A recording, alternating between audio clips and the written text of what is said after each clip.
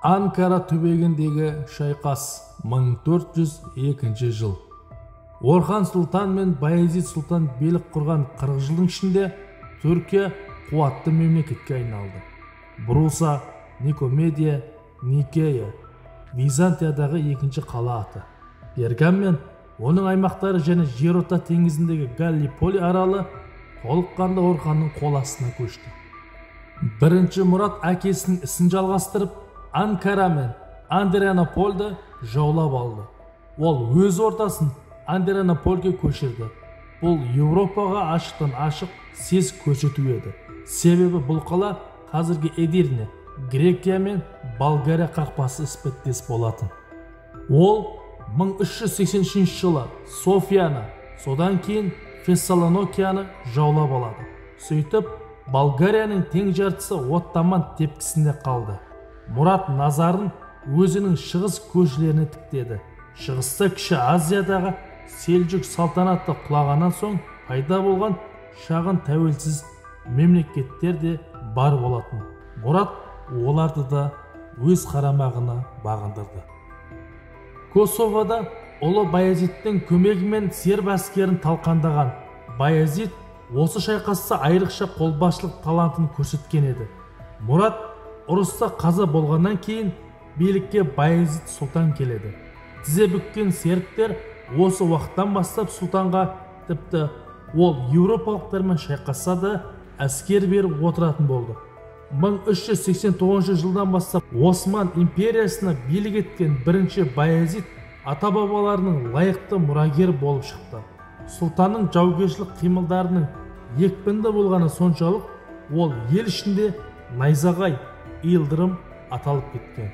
Бірінші Баязид византиялықтардың Азиядағы соңғы қаласы Ала-Шерирді тартып алды.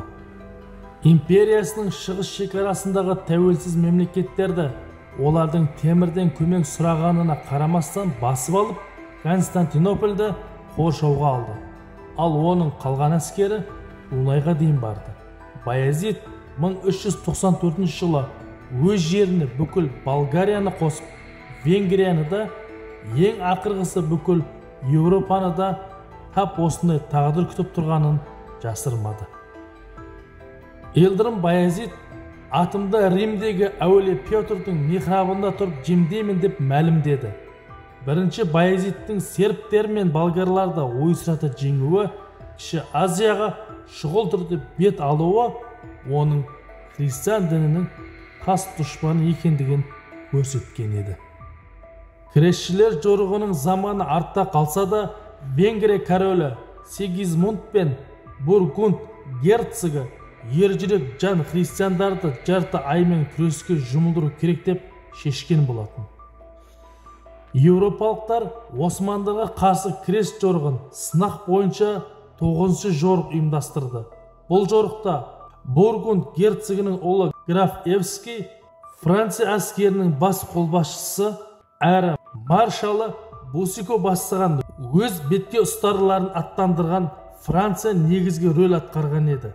Кресшілер венгерлермен және қалған христиан әскерлерімен Дунайдың жағалауында бірігіп, сұлтан жаулап алған Никополис қаласына бет алады. Алайда француздар мен олардың одақтастарының арасында алауыздық туды. Баязид осыны пайдаланып жауды талқандайды. Атақты шайқас 1396 жылы 25 қыркүйекте Никополис түбінде болды. Ол өз бетінше соғыспақ болған француздардың атты әскерін янчарлар жайратып салды. Венгерлер мен өзге одақтастар сұлтан резервіндегі атты әскердің тегеуріне шыдас бермей кері шегінді. Темір сияқты аяушылықты білмейтін Баязид Бұрусоға қайтпас бұрын тұтқындардың біраз бөлігін өлтірді. Себебі осы уақытта шекараға қауіпті жау қолының таяп қалғаны туралы үрейлі хабар жеткен болатын. Бірақ кері қайтудан бұрын ол Грекияны талан-таражға салуды бұйырады.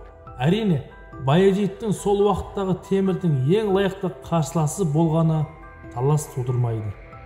Өз дініне шын ықыласымен берілген және әділеттілік туралы пікірі тым қатал темір есептеу мен жоспарлаудың шебері, оның түн баласы жападан жалғыз қалып, шахмат тақтасының жанында сағаттап отыратын кездері көп болатын. Осындайда пішіндерді жылжытып, келешектегі үлкен соғыстардың тәсілдеріне, айлаларына ой жүгіртетін. Ол бұл шайқаста кез келген қарсыласын сөзсіз тізе бүктіретін. Темірдің жеңімпаз әскерінде миллиондаған жылқы бар болатын. Әскердің соңынан түйелер мен пілдер еріп отыратын. Бұл жануарлар тек соғыс қимылдарында ғана емес, ата аңызға айналған жаңа Астана Самарқанның құрылысына да пайдалы күш болып саналатын. Темір 14 ғасырдың соңында осы Астанадан шығысында ұлы Қытай қорғанымен ұштасса, солтүстігінде Ресей далалары мен оңтүстігінде Ганг және Парсы шығанағымен шектесетін, ал батысында Парсы елі Армения, Тигр мен Ефраттың жоғары шығысына Кіші Азияның шекарасына дейін созылып жатқан империясын басқарды. Ары қарай тағы бір ұлы мұсылман империясы Осман империясы жалғасатын. Бақталастыққа түскен жеңімпаз қос император Темір мен Баязиттің мүдделері осы шекарада тоғысып, Гиббон олардың мінез құлқындағы айырмашылықты суреттегеніндей, Темірдің өзінің теңдесін мойындамаған, ал Баязиттің оның үстемділігі туралы білмеген тұсында айқасқа түсуі керек. Темірдің ойында көршілес Османдардың территориясына қатысты қандай да бір жоспардың болғаны күдік тудырады. Нағыз стратег ретінде ол түріктердің әскери қуатын жоғары бағалаған. Ұлы империяның негізін қалаушысы ретінде ол өз иелігін кеңейтуге ұмтылған.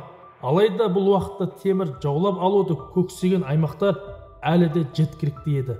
Оның алдында оңтүстікте Сирияға, қасиетті жер Израиль мен Месопотамияға және Мысырға бастайтын жол айқара ашық жатты.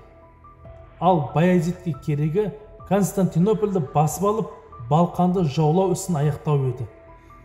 Темір өз мүддесін айқын білетін, ол Баязиттің де көксеген ойын алдын ала болжап білді. Дегенмен Баязит бұл жөнінен бейхабар болатын. Ол жыл бойы иығы жерге тимеген жеңімпаз еді.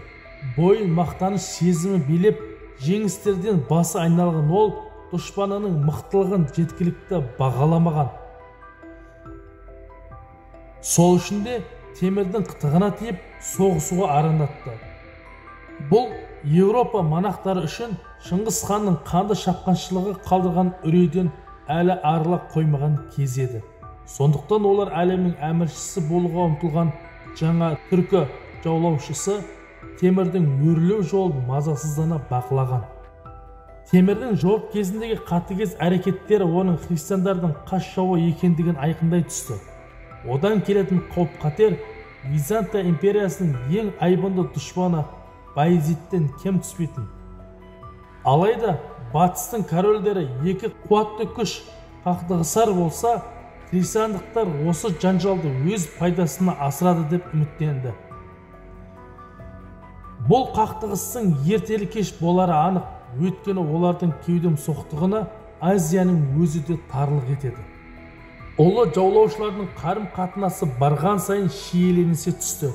Даудың басы Эрзинджан мен Эрзурум әмірлігі еді. Баязит Эрзурум мен Эрзинджан билеушісіне құқай көрсетіп хат жазды. Ол сюзерен ретінде әміршіден тез арада алым салық төлеуді талап еткен. Билеуші Темірге Баязиттен шақыру алғанын айтып, шабарман аттандырады. Естеріңізге сала кетейік, Тахир Теннің сюзерені Темір болатын. Қара Орда билеушісі Қара Жүсіп бірнеше рет күш көрсеткені үшін Темірге тіс қайрап жүрген. Баязит Қара Жүсіпті де осы аймаққа айдап салып отырды. Бұл жерде мәселе кеудем соқтықта ғана емес еді. Тахир Тен әмірлігі Кіші Азияға апаратын қақпа саналатын. Баязит Анатолияны басып алғанымен көп бөлігін өздеріне сіңіре алмады. Оның ту сыртында жерлерін Османдардан қайтаруды қалап, өздеріне сенімді халықты қайта билеуге ұмтылған бұрынғы билеушілер бар. қуғындауға түсіп, елден жырақтаған олар Баязитті өлердей жек көретін және көпшілігі Темірдің сарайын паналаған еді. Дегенмен Темір Османдар Сивасты жаулап алғанға дейін өзін олардың жағдайымен немесе сұлтанның әрекетімен байланыстырмады. Баязит осы жолы сақтық танытқанда аталмыш бекіністің оған аванпост ретінде қызмет етерін түсінер еді. 1399 жылы Баязит Сивастағы Ефраттың бас жағына дейінгі алыс шығысқа шабуыл жасауға тірек ретінде қолданғанды жөн көрді. Бұл соғыс қимылына оның ұлы Сүлеймен қолбасшылық ететін болды.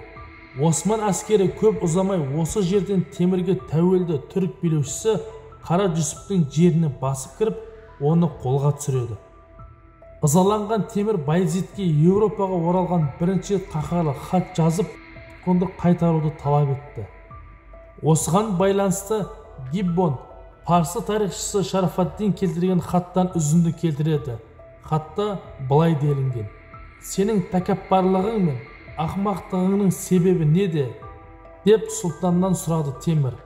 «Рас, Анатолий ормандарында бірнеше шайқас жүргіздің, бірақ олар түкке тұрғысыз олжа». Темір исламның бас қорғаушысы ретінде Баязиттің өзінен кем түспейтін тағы бір мұсылман жанашыр екендігіне қарамастан сөзін былайша сабақтады: «Сен Еуропадағы христиандарды бірнеше рет жеңдің, семсеріңді Құдайдың елшісі жарылқаған және дінсіздермен соғыста Құран сөздерімен жүруің ғана бізді мұсылман әлемінің мақтанышы әрі тірегі саналатын еліңді талқандаудан тежеп отыр». Хат соңында Темір сұлтанды дер кезінде ақыл тоқтат, ойлан, тәубеңе кел және біздің тас төбеңе төнген жай оғындай әділ жазамызға жол берме. Сен бар болғаны құмырсқасың, пілдерді неге ызаландырасың?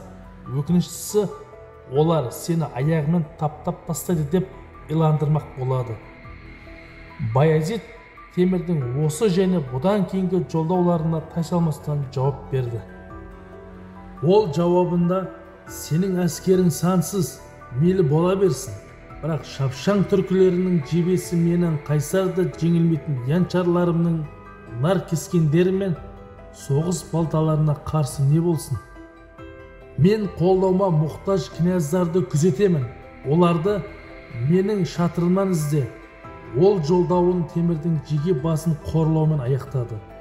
«Егер сенің қаруыңнан қашып кетсем, әйелдерім өтірік айтқаным үшін маған 3 рет салқын тартсын. Ал егер ұрыс даласында менімен кездесуге сенің жүрегің дауаламаса, әйелдеріңді жат жұрттықтың қойнында 3 рет болғаннан кейін қайта қабылдайтын шығарсың». Баязит ислам дінін бетке ұстап, пайғамбардың туын кресттен қорғаушымын деп мақтанатын. Темір өзін Баязитке қарағанда исламға көп еңбек сіңірдім деп әділ есептейтін. Темір ислам дінін нығайтып, сонау Үндістанға дейін таратты. Екі билеушінің арасында бір қақтығыстың болары анық еді. Себебі Баязит пен Темір өздерін бір саясатты жүргізушілер ретінде жариялады. Түркілердің әскери күшін жинап, исламға қызмет еткізуді көксеген олар қос қошқардың мүйізі бір қазанға сыймайды деп санады. Демек, Алла олардың біреуін ғана таңдауға тиіс еді. Сонымен ашық айқас басталды. Бұл 1402 жыл еді. Соғыстағы қимылы сұрапыл дауылды елестететін Баязит шайқасқа тиянақты дайындалатын.